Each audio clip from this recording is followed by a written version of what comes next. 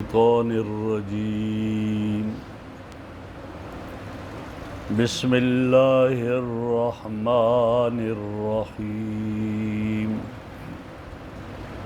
فكيف إذا جئنا من كل أمة بشهيد وجئنا بك على هؤلاء شهيدا يومئذ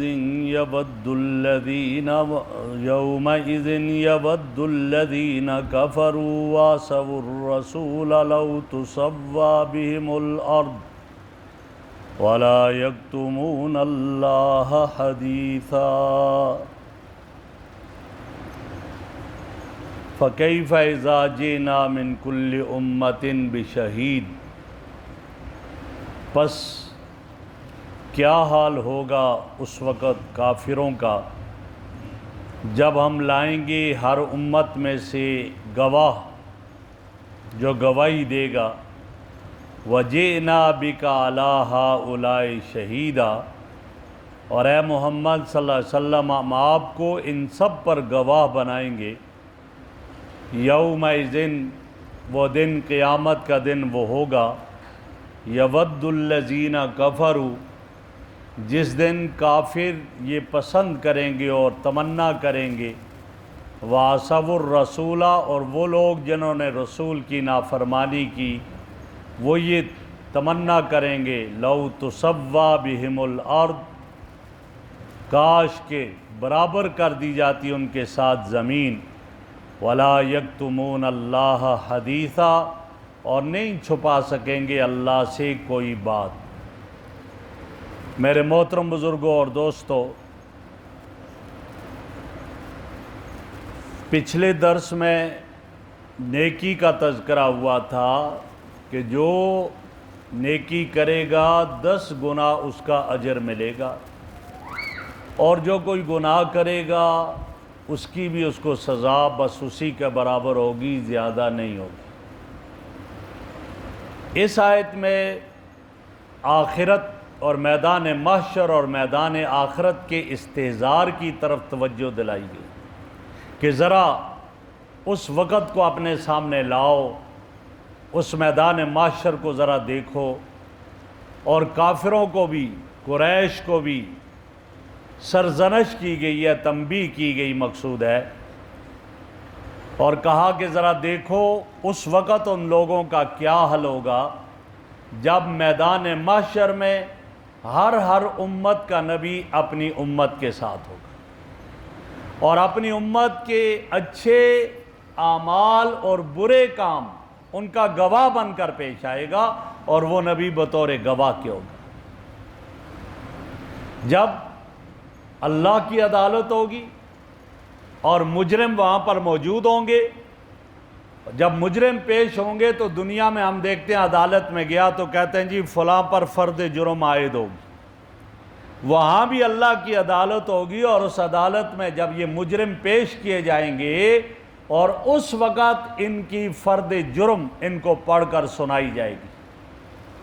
جب پڑھ کر سنائی جائے گی کہ یہ گناہ تم نے کیے، یہ گناہ کیے، یہ گناہ کیے۔ اب ہمیشہ فرد جرم جب عائد ہو تو گواہوں کی بھی ضرورت ہوتی ہے، تو لہٰذا اب اس کے ثبوت کے لیے گواہوں کی ضرورت ہوگی، تو فرمایا ہر امت کی گواہی اس امت کا نبی دے گا، ہر امت کی گواہی اس امت کا نبی دے گا۔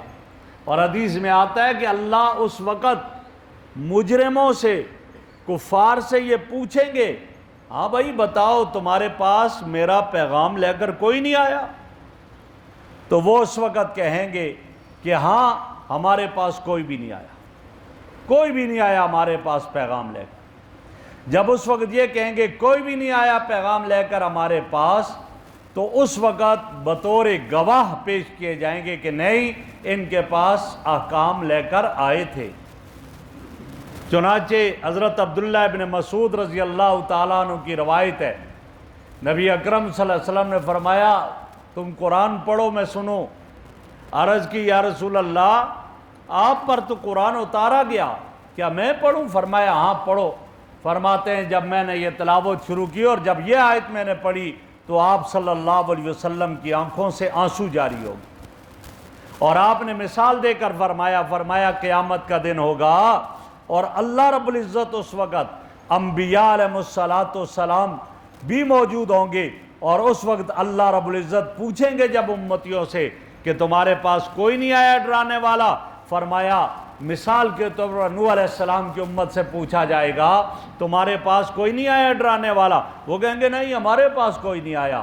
اللہ فرمائیں گے ہم نوح علیہ السلام بتاؤ کیا آپ نے ان کو دعوت نہیں دی، میرا پیغام نہیں پہنچایا؟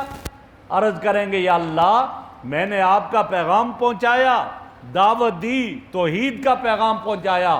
اس وقت وہ ان کی امت کہے گی کہ یہ دعویٰ کر رہے ہیں، دعوے کے لیے گواہ ہونے چاہیے، انہیں کہیں گواہ لے کر آؤ، کون گواہی دیتا ہے؟ اس وقت حضرت نوح علیہ السلام یہ کہیں گے کہ محمد عربی صلی اللہ علیہ وسلم کی امت میری گواہی دے گی کہ میں نے اپنی امت کو رب کی توحید کا پیغام پہنچایا۔ جب کہا جائے گا یہ گواہی دے گی، فوراً وہ جرا کریں گے، گواہ تو وہ ہے جو آنکھوں سے دیکھے، آئی وٹنس، موقع پر موجود ہو۔ یہ امت تو بعد کی ہے، ہزاروں سال بعد کی، یہ تو موجود ہی نہیں تھی، یہ کیسے گواہی دے سکتی ہے؟ ان کی گواہی کیسے معتبر؟ پوچھا جائے گا ہاں بھائی تم بتاؤ، تم گواہی دے رہے ہو، تم تو موقع پر موجود نہیں تھے، گواہی کس طرح دی؟ تو اس وقت وہ کہیں گے یا اللہ آپ نے آخری نبی بھیجا امام الانبیاء صلی اللہ علیہ وسلم، اور اس پر ایک کتاب اتاری جس کو قرآن کہا جاتا ہے۔ قرآن کریم میں تذکرہ آیا کہ نوح علیہ السلام نے اپنی امت کو 950 سال تک دعوت دی ہے توحید کی، اور کبھی ایک کے دروازے پر کبھی دوسرے کے دروازے پر پتھر کھائے اور 950 سال تک دعوت دیتے رہے۔ اور ہم نے قرآن میں پڑھا اور ہمارا آخری نبی آیا، آخری نبی نے بھی یہ بتایا کہ حضرت نوح علیہ السلام نے اپنی امت کو 950 سال رب کی توحید کی دعوت دی، اس لیے ہم یہ گواہی دیتے ہیں۔ جب یہ گواہی دیں گے تو اس پر نبی اکرم صلی اللہ علیہ وسلم سے پوچھا جائے گا آپ اپنی امت کی گواہی پر گواہی دیں گے؟ ہاں اللہ میں اس بات کی گواہی دے رہا ہوں کہ میری امت جو گواہی دے رہی ہے سچی گواہی ہے، انہیں سچ کہا، صحیح گواہی دی کہ آپ نے نوح علیہ السلام کو بھیجا، اور نوح علیہ السلام نے 950 سال تک ان کو دعوت دی، صرف ایک مثال دی نوح علیہ السلام کی۔ ورنہ کیا ہوگا؟ ہر نبی کی امت سے پوچھا جائے گا، وہ جب انکار کریں گے تو ہر ایک کے لیے گواہ بنیں گے، میرے آقا صلی اللہ علیہ وسلم کی یہ امت بنے گی، آپ بنیں گے، یہ شان اور عظمت ہے۔ تو جب یہ امت بنے گی گواہ، اور اس وقت یہ ان کو پیش کریں گے، اور ان کی گواہی پر نبی اکرم صلی اللہ علیہ وسلم گواہی دیں گے۔ اسی کا تذکرہ آیا، فرمایا فَكَيْفَ کیا حال ہوگا اس وقت کافروں کا، اذا جئنا من کل امت بشہید، ہر امت کے لیے ہم جب گواہ لے کر آئیں گے، جب آپ کی امت گواہی دے گی، وَجِئْنَا بِكَ عَلَىٰ هَؤُلَاءِ شَهِيدًا، اور آپ کو پھر ان سب پر گواہ کے طور پر پیش لیا جائے گا، اور آپ ان کے مکمل گواہی دیں گے۔ وہ وقت کیسا ہوگا؟ یہ کافروں کی کیفیت ایک تو یہ، اور ایک یہ کہ ہر نبی بھی اپنی امت کے لیے گواہی دے گا، اور نبی اکرم صلی اللہ علیہ وسلم بھی گواہی دیں گے۔ اور آپ کی امت کے لیے کیا کہ آپ حجۃ الوداع کے موقع پر آپ علیہ السلام نے اپنی امت کے سامنے، صحابہ کے سامنے ایک بات کی انہیں مخاطب کر کے فرمایا، وَأَنْتُمْ تُسْأَلُونَ عَنِّي فَمَاذَا أَنْتُمْ قَائِلُونَ، بتاؤ تم سے میرے بارے میں پوچھا جائے گا قیامت کے دن، تم کیا کہو گے میرے بارے میں؟ کیا میں نے اللہ کا پیغام تم تک پہنچایا؟ کیا کہو گے؟ اس وقت سارے صحابہ جو موجود تھے انہوں نے جواب دیا، اور کیا کہا؟ نشہد انک ادیت الامانہ، ہم گواہی دیتے ہیں آپ نے امانت کو ادا کر دیا، وبلغت الرسالہ، آپ نے رسالت اس پیغام کو ہم تک پہنچا دیا، ونصحت الامہ، اور آپ نے امت کی نصیحت کی، امت کو خیر خواہی اور ہمدردی کی۔ جب یہ ہوا تو پھر آپ اپنی امت کے متعلق اس وقت گواہی دیں گے اور کہیں گے یا اللہ میں نے اپنی امت تک آپ کا پیغام پہنچا دیا تھا، اور ان تک میں سب کچھ پہنچایا تھا، اور میں اس تیرے جو احکام میرے پاس آئے تھے وہ اس امت تک میں نے پہنچا دیے تھے، یہ بھی گواہی ہوگی۔ تو بہرحال یہاں اس امت کا اعزاز ہے کہ یہ باقی امتوں پر گواہ کے طور پر پیش ہوگی۔ تو پتہ چلا اس دن امت بھی ہوگی اور نبی بھی موجود ہوگا۔ کتنی عجیب بات ہوگی اگر امت کی زندگی گناہوں میں کٹے گی، نبی کے سامنے کیسے کھڑے ہوں گے؟ کیا کیفیت ہوگی ان کی؟ آگے فرما دیا وہ دن کیسا ہوگا، فرمایا یومئذ یود الذین کفروا وعصوا الرسول، اور اس دن کافر بھی چاہت کریں گے، تمنا کریں گے، اور وہ لوگ جنہوں نے رسول کی نافرمانی کی وہ بھی کہیں گے کاش کے برابر کر دی جائے ان کے ساتھ زمین۔ ہاں کیا کہیں گے؟ لو تسوا بہم الارض، ان کے ساتھ زمین برابر کر دی جائے، یعنی ان کو دفن کر کے زمین ان کے اوپر ہموار کر دی جائے، یا ان کو مٹی بنا کر زمین کے ساتھ ملا دیا جائے۔ یہ کیوں ہوگا اس دن؟ کیوں تمنا کریں گے؟ نبی اکرم صلی اللہ علیہ وسلم کا ارشاد ہے، فرمایا بھائی تم کسی کے ساتھ ظلم نہ کیا کرو، قیامت کے دن اس کے بارے میں تمہیں حساب دینا پڑے گا۔ فرمایا قیامت کے دن وہ بھی منظر ہوگا کہ وہ بکری، سینگ والی بکری، جس نے بغیر سینگ والی بکری کو مارا ہوگا، اللہ اس وقت بغیر سینگ والی بکری کو سینگ عطا کریں گے اور فرمائیں گے اس سے بدلہ لو۔ جس سینگ والی بکری نے بغیر سینگ والی کو مارا تھا وہ اس دن اس سے بدلہ لے گی، اور بدلہ لینے کے بعد چونکہ جنت جہنم ان کے لیے نہیں، انسانوں اور جنات کے لیے، فرمایا جائے گا کونو ترابا، اب مٹی بن جاؤ، تم زمین کے ساتھ مل جاؤ۔ وہ جانور سارے مٹی بن جائیں گے، اور ان کو اس طرح مٹی ہوتے ہوئے دیکھ کر کافر تمنا کریں گے یا لیتنی کنت ترابا، اے کاش میں بھی مٹی ہوتا، آج مجھ سے بھی جہنم کے بارے میں مجھے نہ بھیجا جاتا، جہنم ہے، مجھ سے اور کچھ نہ ہوتا، یہ گئے مٹی سے مٹی ہو گئے، ان کے لیے کوئی جہنم نہیں، ہمارے لیے جہنم ہے۔ یہ کافر اس وقت یہ تمنا کریں گے اور کہیں گے یا لے وَيَقُولُ الْكَافِرُ یا لیتنی کنت ترابا، تو فرمایا اس وقت یہ کہیں گے کاش ہم مٹی بن جاتے، بس ختم ہو جاتے، اور آئندہ ہمارے لیے ایسا کچھ بھی سلسلہ نہ ہوتا۔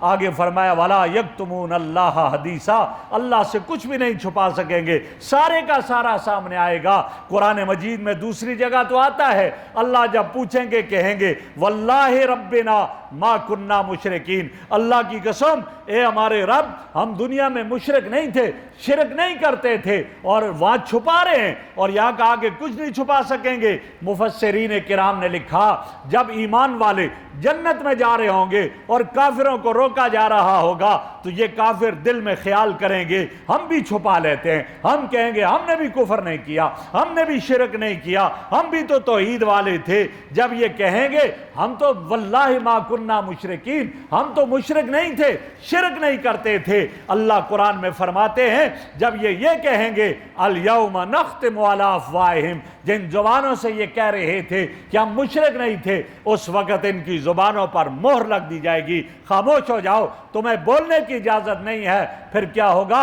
الیوم نختم علی افواہہم وتکلمنا ایدیہم وتشہد ارجلہم بما کانوا یکسبون، آج ان کی زبان پر مہر لگ گئی، بند ہو گئی، ان کے ہاتھ گواہی دیں گے، ان کے پاؤں گواہی دیں گے، ان کی آنکھیں گواہی دیں گی، ان کی ناک گواہی دے گی، ان کے کان گواہی دیں گے، اللہ یہ گناہ انہوں نے ہمارے ساتھ کیے۔ اب ادھر مہر اور وہ گواہی دیں گے، جب وہ گواہی دیں گے تو اب انہیں پتہ چل گیا اللہ سے کوئی چیز چھپائی نہیں جا سکتی ہے۔ اب کہیں گے ہاں وَلَا يَكْتُمُونَ اللَّهَ حَدِيثًا، اللہ سے کچھ بھی نہیں چھپا سکیں گے، سارے کا سارا سامنے آ جائے گا۔